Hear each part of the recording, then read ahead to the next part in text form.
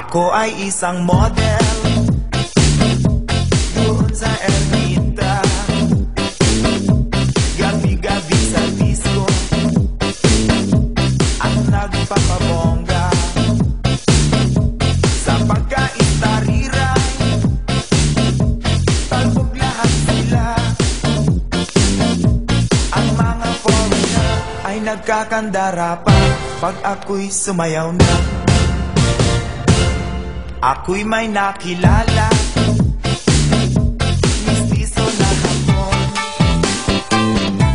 nailaw siya sa akin, kanyang gawing girlfriend. Ako'y nirigaluhan, bahay lupa't beton. Ang di niya lang alam at di ko masabi na ako'y isang